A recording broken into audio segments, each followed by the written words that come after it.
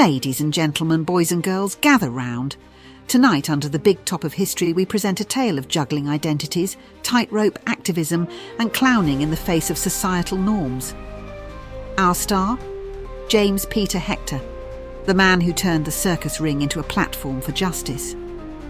Born in 1835, James Peter Hector wasn't your ordinary Victorian. In an era where social change moved slower than a tired elephant, Hector managed to leap through hoops, literally and figuratively, to make his mark. Part performer, part activist, he lived a life that was equal parts spectacle and substance.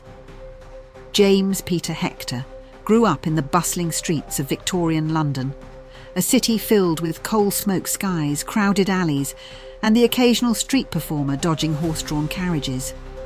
From a young age, Hector was drawn to the circus, where life was a spectacle, and survival required quick wit and quicker reflexes. Picture this: Victorian London, where every corner has a workhouse and every second street smells of damp. And there's young James thinking, you know what this place needs? A little razzle-dazzle. Hector's early acts involved juggling and acrobatics. Audiences loved him, not just for his physical feats, but for his sharp tongue. He'd drop a pun as easily as he'd balance on one hand. Imagine him on stage, juggling flaming torches and shouting, "If you think this is impressive, wait till you see me juggle rent, racism and ridicule." It wasn't just his skill that stood out, it was his charisma. The Victorian circus wasn't known for its diversity, but Hector, of African-Caribbean descent, broke barriers. His acts weren't just entertainment, they were subtle protests against the rigid social hierarchies of his time. Life as a black performer in Victorian Britain wasn't easy. Hector faced prejudice daily, both within the circus and in society. In those days, people looked at him and thought, exotic, because apparently being talented and not white made you a human exhibit. But Hector wasn't having it. He wasn't just part of the show, he owned the spotlight. Despite the challenges, Hector became a star. But he didn't stop at performing. Outside the ring, he was deeply involved in activism, advocating for better rights and conditions for performers of colour. He knew that being on stage gave him a platform, and he wasn't about to waste it. Hector understood something vital. The higher the tightrope, the louder your voice carries. And let's face it, nobody heckles a man balancing 30 feet in the air. Hector worked tirelessly to organise performers, fighting for fair wages, better treatment, and the right to be more than just caricatures for entertainment. As Hector's fame grew, so did his influence. He used his platform to challenge Victorian Britain's entrenched racism and classism.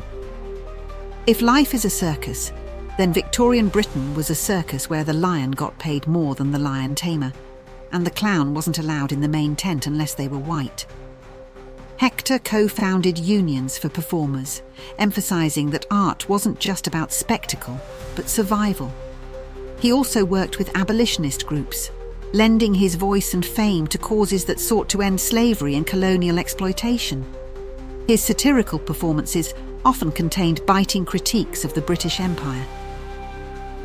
Imagine Hector standing centre stage saying, "Ladies and gentlemen, Britain's colonial policy is a lot like this trapeze act, dangerous, unsustainable, and someone's bound to fall." He was known for poking fun at societal norms while delivering stunts that left audiences breathless. He once performed a routine called the Great Balance, where he walked a tightrope while juggling. The metaphor wasn't lost on anyone. A man of colour navigating a society built to trip him up while still keeping everything in motion. By the time Hector retired from the circus, he was more than a performer. He was a symbol of resistance and change. He spent his later years mentoring young performers, especially those from marginalised communities, ensuring they had opportunities he had to fight for. Hector's retirement was anything but quiet.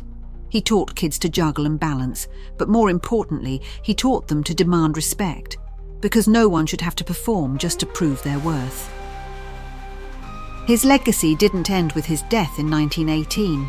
His impact on both the circus world and civil rights movements resonated long after he took his final bow. So here we are, over a century later, And James Peter Hector's story still holds up. Why? Because he understood something timeless. Life is a circus, and the trick isn't just surviving the show, it's changing the script. Hector's life reminds us that even in the face of prejudice and inequality, it's possible to juggle activism and art, to balance performance and protest, and to turn the world's stage into a platform for justice. So the next time someone tells you to stay in your lane, just remember. James Peter Hector, a man who walked the tightrope of history with a grin on his face, a pun in his pocket, and justice in his heart.